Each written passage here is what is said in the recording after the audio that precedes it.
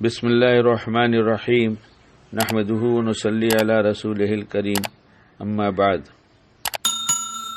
جس دن دنیا میں آئے اسی دن سے آنے والا ہر دن ہماری زندگی کو کم کرتا جاتا ہے۔ ملی ہوئی زندگی ہم سمجھ رہے ہیں کہ یہ بڑھ رہی ہے، یہ بڑھ نہیں رہی ہے بلکہ یہ گھٹ رہی ہے، یہ سبھی جانتے ہیں۔ اور اس زندگی میں آدمی اپنے اپنے طور پر اپنے اپنے معاشرے میں اچھے سے اچھے حال کو پسند کرتا ہے اور برے حال سے دور رہنے کی کوشش کرتا ہے، بچنے کی کوشش کرتا ہے۔ دیکھا یہی گیا ہے کہ جیسے جیسے مال میں ترقی ہوتی جاتی ہے ویسے ویسے اس کے رہن سہن میں فرق ہوتا ہے، یہاں تک کہ اگر مال زیادہ آ گیا تو پھر وہ اپنی جگہ سے بدل کر جہاں بڑے لوگ رہتے ہیں، مالدار لوگ رہتے ہیں، اونچی سوسائٹی کہی جاتی ہے، وہاں شفٹ ہو جاتا ہے اگر اس کے بس کا ہے تو، اور ان کے ساتھ رہنے کو فخر سمجھتا ہے۔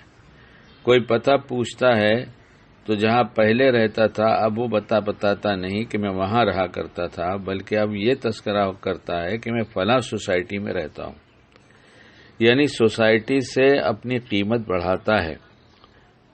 تو جن کے ساتھ یہ رہتا ہے تو اس کا مطلب یہ ہوا کہ طبیعت یہ بنائی گئی ہے کہ پہلے اگر چھوٹا تھا چھوٹے لوگوں کے ساتھ رہتا تھا، اب اس کی کوششوں نے بظاہر، ورنہ مال تو مقدر ہی کا ملا، جب تھوڑا مال مل گیا تو اس نے سوچا کہ اب اس سوسائٹی کو چھوڑ کر اونچی سوسائٹی میں جانا چاہیے، یہ انسانی فطرت۔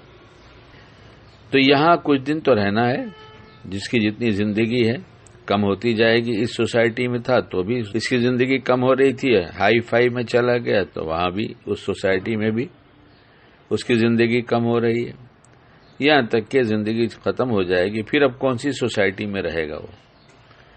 مرنے کے بعد حساب کتاب ہوگا، سبھی کو پتہ ہے، ایمان والوں کو فیصلہ ہوگا، پھر کہاں رہنا ہے، کس کے ساتھ رہنا ہے، کیسے لوگوں کے ساتھ رہنا ہے، اس فیصلے سے نتیجہ نکل آئے گا کہ کہاں رہے گا یہ۔ تو وہاں رہنے والے لوگوں کی جو سوسائٹی ہے اس میں انبیاء ہوں گے، صدیقین ہوں گے، شہداء ہوں گے اور صالحین یعنی نیک لوگ ہوں گے۔ اب ہمیں وہاں جا کر کن کے ساتھ رہنا ہے، کون سی سوسائٹی میں رہنا ہے، کس کا پڑوس چاہیے؟ ان چاروں میں سے کسی کا چاہیے یا دوسرے انجام کو جو پہنچے ان کے ساتھ رہنا ہے؟ ظاہر ہے کہ کوئی نہیں چاہے گا کہ وہ جہنم میں جائے، ہر ایک چاہے گا جنت میں جائے، اور جنت میں بھی انبیاء، صدیقین، شہداء اور صالحین کی صحبت میں وہاں جا کر رہے، ان کے قریب رہے، یہ تو چاہے گا۔ تو اس چاہت کو پورا کرنے کے لیے کیا کرے؟ پہلی چاہت جو بتائی گئی تھی دنیا کی، اس میں مال اکٹھا کیا تھا، اور یہ مال جمع کر کر کے وہاں پہنچ گیا ہائی فائی سوسائٹی میں۔ اگر مرنے کے بعد یہ اچھوں کے ساتھ رہنا چاہتا ہے، بڑوں کے ساتھ رہنا چاہتا ہے، اللہ کے پسندیدہ بندوں کے ساتھ رہنا چاہتا ہے، تو پھر وہاں نیکیاں چاہیے۔ یہاں مال سے حاصل ہوا تھا، وہاں نیکیوں سے حاصل ہوگا۔ اب ہم دیکھیں کہ ہم کتنی نیکیاں کرتے ہیں، ہمیں مال کے ساتھ ساتھ نیکیاں کمانے کی کتنی فکر ہے۔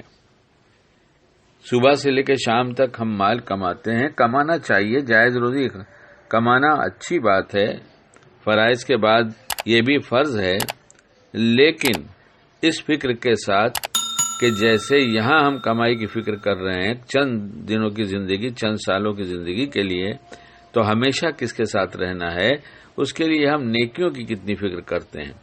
اور صبح سے لے کے شام تک اگر نیکیاں کمانا چاہیں تو معمولی بہانے سے اللہ تعالیٰ بڑی بڑی نیکیاں دیتے ہیں۔